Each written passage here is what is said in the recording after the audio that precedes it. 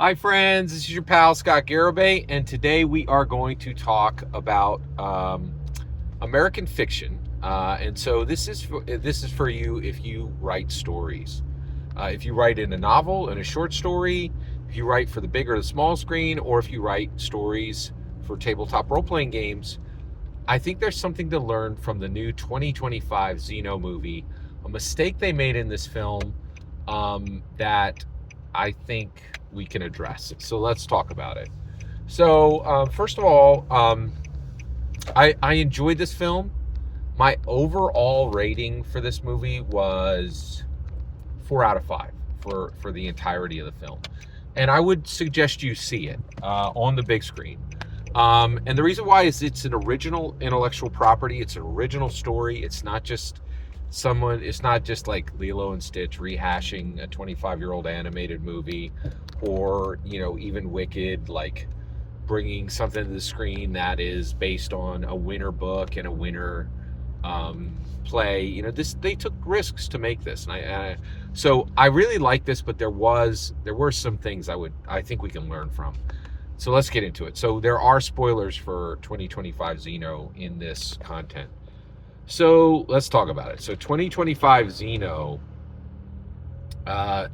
one of the things it did that I thought was just very bad, was that you have a protagonist, and she's a 15-year-old girl whose father died a year ago, and her mother is struggling, and she is struggling, and they have moved to this new area of, I think it's like New Mexico, Arizona. I think it's Arizona, and so they live in this small house outside the desert, or in the desert, and this girl is just, the actress is Lulu Wilson, so I'm just gonna say Lulu. So Lulu Wilson's character, the young girl, is abominable to her mother, just terrible, like really vicious, eye rolls her every single time. Never, she asks, does every single typical Hollywood thing. How was your day at school? Fine. And it's just, and then just treats her mother horribly, like, and really is blaming her mom for not filling the gap of her father. And you could do this. You could absolutely do this in your story. But here's the okay. But let's set that on a shelf. That she treats her mother abominably, right? Without good reasons, right? Her mom's just trying to move forward and get along, right?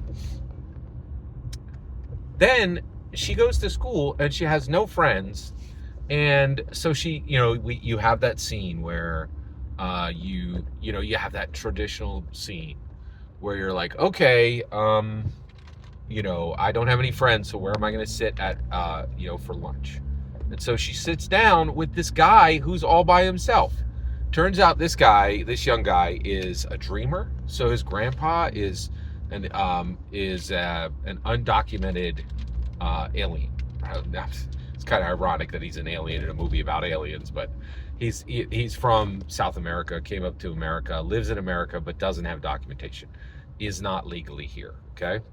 And so this guy then, kind of awkwardly, talks to her, and she shuts him down and is incredibly rude to him, right? And is like, hey, I just like to sit here and eat. I don't need to listen to your blather, right? And so the problem is, and then they also show us that she has these snakes and these lizards and all these animals and scorpions, and they're like, oh, we need to tell you that this person hates humans, right? But loves the worst creatures, right? And so she has no friends except these horrible, abominable monster creatures, right? And you're like, and they're trying to set this up so that when this horrible, dragon-looking alien comes along and she befriends it, that it's set up and it's logical.